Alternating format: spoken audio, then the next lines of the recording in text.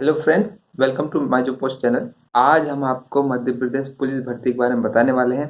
अभी हाल ही में 4000 पोस्ट के बारे में रिक्रूटमेंट की नोटिफिकेशन एक सूचना आई है, जिसके लिए मैंने एक पिछला वीडियो भी बताया जिसमें क्या क्या आपके लिए इसेंशियल चीज़ें हैं वो मैंने आपको बताई है। इसके अलावा कई सारे डाउट्स होते हैं स्टूडेंट्स के कि कैसे तैयारी करना है, क्या स्ट्रेटजी होना चाहिए, फिजिकल के लिए क्या स्टैंडर्ड होंगे, मेडिकल कैसा होगा, ज्वाइनिंग कैसे होती है या फिर ट्रेनिंग का क्या पीरियड रहेगा। ये सारी जानकारी मैं आपको बताऊंगा। साथ ही ये बताऊंगा आपको स्कोर कैसे करना है, स्कोर अच्छा कैसे करना है, क्योंकि मेरे खुद के 86 मार्क्स थे पुलिस रिक्रूटमेंट पे। वो अलग बात है कि मैंने पुलिस को ज्वाइन नहीं किया बिकॉज मैं खुद मध्य प्रदेश जेल विभाग में कार्यरत हूँ, सेम पोस्ट पे था, इसलिए मैंने ज्वाइन नहीं किया। बट कैसे मैंने 86 मार्क्स को स्कोर किया उसके स्ट्रेटजी बताने वाला हूँ। साथ ही जेल प्रहरी के लिए भी रिक्रूटमेंट निकला है, उसके लिए भी आप सबने कई सारे लोगों ने फॉर्म भरा होगा। उसके संबंधित अगर आपके कोई डाउट्स है तो आप वो मुझसे पूछ सकते हैं कमेंट बॉक्स में। सबसे पहले मैं आपको ये बता देता हूँ कि इसमें 3 स्टेजेस मेन होती है आपकी सिलेक्शन के लिए। सबसे पहला होता है आपका ऑनलाइन एग्जाम, जो कि एमसीक्यू बेस्ड होता है, 100 क्वेश्चंस का रहता है। सेकंड आपका फिजिकल टेस्ट होता है, जिसमें height measurement, chest measurement, running, गोला फेंक, लॉन्ग जंप का टेस्ट लिया जाता है। एंड थर्ड वन होता है आपका मेडिकल टेस्ट, जिसमें आपका बेसिक मेडिकल टेस्ट होता है। तो ऑनलाइन एग्जाम की बात करें जिसमें 100 मार्क्स का आपसे पूछा जाएगा, तो उसमें जीके एंड रीजनिंग का आपको 40 मार्क्स का पूछा जाएगा। अगर बात की है एमपी जीके की, तो आप पुणेकर या फिर महावीर दोनों बुक्स में से किसी एक को प्रेफर कर सकते हैं, जो आपको बेस्ट लगती है पढ़ने में। मैं दोनों की लिंक आपको कमेंट एंड डिस्क्रिप्शन में प्रोवाइड कर दूंगा। अगर आपके पास है तो आज से ही तैयारी स्टार्ट करें, अगर नहीं है तो लिंक पर जाकर आप तब उसको बाय करें और जल्दी से तैयारी स्टार्ट करें। और अगर आप व्यापम की तैयारी कर रहे हैं, किसी भी व्यापम एग्जाम की, तो आपके पास महावीर या पुणेकर की एमपीजी के तो होना ही चाहिए। इसके अलावा पिछले 6 महीने का करंट अफेयर आपका कंप्लीट होना चाहिए एमपी से रिलेटेड। साथ ही साथ पूरे इंडिया से रिलेटेड आपका पूरा करंट अफेयर कंप्लीट होना चाहिए। इसके साथ आप कम से कम एक बार अपने लूसेंट कंप्लीट कियो, बिकॉज जीके का कोई डेफिनेशन नहीं है, जीके बहुत वास्ट है, बट पुलिस के एग्जाम में इतना वास्ट नहीं आता, आप लूसेंट से भी कवर कर सकते हैं। अगर बात करूं रीजनिंग की, तो रीजनिंग आप अरिहंत की बुक से कर सकते हैं, ये वाली बुक आप प्रेफर कर सकते हैं। मैं आपको इसके लिंक प्रोवाइड कर दूंगा। बहुत सारे स्टूडेंट्स की ये क्वेरी रहती है कि मैथ्स कहाँ से पढ़ें, बेस्ट बुक्स कौन सी है मैथ्स के लिए। तो दोस्तों अग्रवाल की आप जैसे बहुत सारे लोग फेमस है कि वो पढ़ते हैं, तो अगर आपको अच्छी लगती है तो बेस्ट है। मैंने जिससे तैयारी करी वो ये है शारदा, बहुत बेस्ट बुक है दोस्तों। इसमें अगर आप व्यापम के लगभग पूरे में से पूरे मार्क्स ला सकते हैं मैथ्स में से, इसकी लिंक में मैं आपको प्रोवाइड कर दूंगा। Because classification of the questions and type of question बहुत अच्छे से क्लासिफाइड किया है इस बुक में। इसके अलावा भी अगर आप कोई सी दूसरी बुक को प्रेफर करना चाहते हैं तो अच्छी बात है, उसको करिए, लेकिन करिए, कंप्लीट करिए एक बार, क्योंकि व्यापम का मैथ्स बहुत ज़्यादा टफ नहीं होता, बहुत इजी होता है। मैंने कई सारे व्यापम के एग्जाम में out of out number maths and English में लाया हूँ, तो मैं आपको बता दूं बहुत इजी एग्जाम होते हैं व्यापम के। अगर बात करें साइंस की, तो साइंस आपको लूसेंट से ही पढ़ना है। इसके अलावा आपको एक और इम्पोर्टेंट बात मैं ये बता देता हूँ कि पिछले कुछ सालों के जो व्यापम के क्वेश्चन पेपर आए हैं, आप उनको जरूर सोल्व करें। उसके लिए मैं आपको पिछले ईयर्स के सोल्व क्वेश्चन पेपर की लिंक आपको प्रोवाइड कर दूंगा। साथ ही जैसे ही आपका एग्जाम ऑनलाइन एग्जाम पास में आने लगे, तब आप एक टेस्ट सीरीज लगा सकते हैं, ऑनलाइन लगा सकते हैं या ऑफलाइन लगा सकते हैं। जिन लोगों को ऑनलाइन एग्जाम देने की आदत नहीं है या फिर एक बार भी नहीं दिया, तो वो एक बार यूट्यूब का किसी का वीडियो देख लें या फिर किसी ऑनलाइन एग्जाम को आप एक बार देख लें, क्योंकि वहाँ पर बहुत दिक्कत होती है, कैसे नेक्स्ट करना है, कैसे सेव करना है, कैसे स्टार्ट करना है, ये सारी प्रॉब्लम नहीं आना चाहिए। There should be only one purpose, that we have to solve the question paper only. इसके अलावा अगर आपकी कोई प्रॉब्लम है तो उसको आप पहले से सोल्व कर दिए। जैसे कि आपको फोटो ले जाना है, एडमिट कार्ड ले जाना है, ये सब चीजें बहुत सारी दिक्कतें आती है। फोटो वही ले जाना है जो आपने एप्लीकेशन फॉर्म में अप्लाई करते समय आपने लगाया था, उसमें डेट और नाम होना चाहिए। डेट आपकी 3 मंथ से ओल्ड ना हो। अगर आप लोगों का बेसिक कंप्लीट नहीं है तो आप किसी कोचिंग का सहारा ले सकते हैं, लेकिन अगर आपका बेसिक कंप्लीट है तो मुझे नहीं लगता कि किसी कोचिंग की आवश्यकता है। आप इन्हीं बुक से पढ़ के आप कर सकते हैं। न्यूज़पेपर डेली पढ़िए, जिसमें से करंट अफेयर आपका कंप्लीट होगा। कट ऑफ की बात करें, कई सारे लोग बोलते हैं इस बार के 4000 पोस्ट है, कितना कट ऑफ जाएगा। तो मैं आपको बता दूं दोस्तों कि पोस्ट देखी जाए तो हमारे लिए तो एक है, फिर भी कट ऑफ आप काफ़ी रहने वाला है।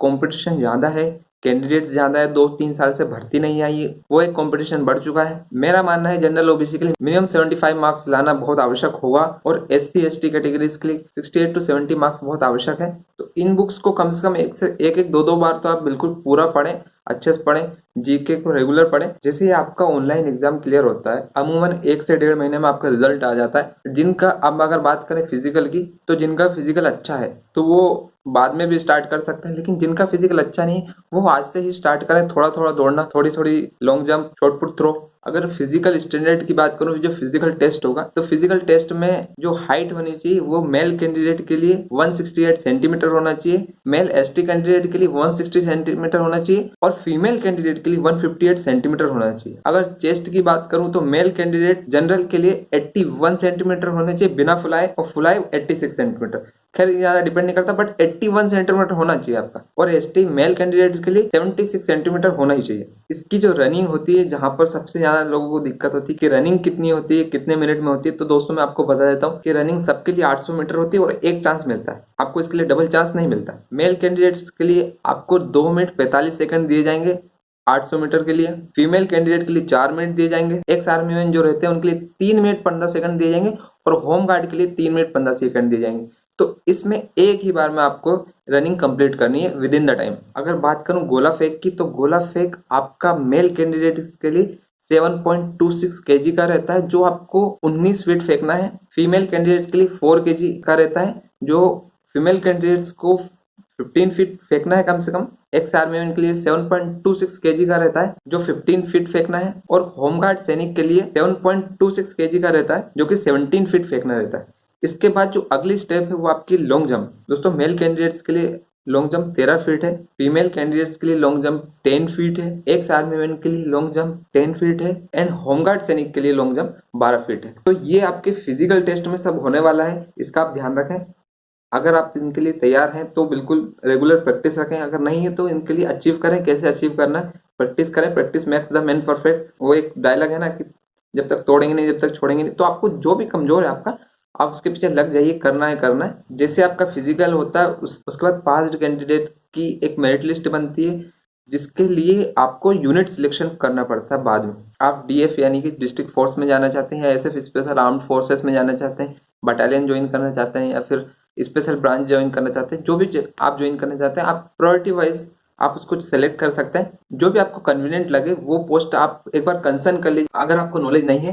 बाकी हम भी आगे जैसे ही ये वाली स्टेज आएगी तो एक वीडियो बना देंगे किस पोस्ट के लिए आप अप्लाई कर सकते हैं, किस पोस्ट के लिए को आप पहले प्रेफरेंस में रख सकते हैं। आपके मार्क्स के हिसाब से वो डिस्ट्रिक्ट या फिर वो पोस्ट आपको अलॉट होती है। जिस जिले में आपकी पोस्टिंग होनी है उस जिले में आपका मेडिकल होगा। मेडिकल बहुत ज्यादा टफ नहीं होता है पुलिस का, बट यह है कि आपकी आई साइड ठीक होना चाहिए। एक बार जाके आप चाहें तो डॉक्टर से टेस्ट करवा सकते हैं। आपको जो नॉर्मल टेस्ट होता है, बहुत हार्ड एंड फास्ट नहीं, बट हाँ थोड़ा तो आपका मेडिकल ठीक रहना चाहिए। मेडिकल के बाद आपको ज्वाइनिंग दी जाएगी। ज्वाइनिंग के लिए दोस्तों आप सारे डॉक्यूमेंट्स आपके तैयार रखें, हर चीज आप उस समय ले जाएं। कई बार दिक्कत होती है, ये नहीं है वो नहीं है, आप सब कुछ ले जाए। आपका एक एसबीआई में अकाउंट हो, मतलब किसी भी नेशनलाइज बैंक में अकाउंट हो सकता है, बट मैं प्रेफर करूंगा आपका एसबीआई में अकाउंट हो, बिकॉज जिनका एसबीआई में अकाउंट होता है उनका बहुत जल्दी काम होता है। तो आप एक एसबीआई में अकाउंट खुलवा लें। अगर नहीं है तो ज्वाइनिंग के जस्ट बाद आपको ट्रेनिंग पे भेजा जाता है। वैसे तो ऑफिशियल टाइम जो एमपी पुलिस ट्रेनिंग का वो 9 मंथ्स है, बट इसके बीच अगर आपकी कोई ड्यूटी लगती है,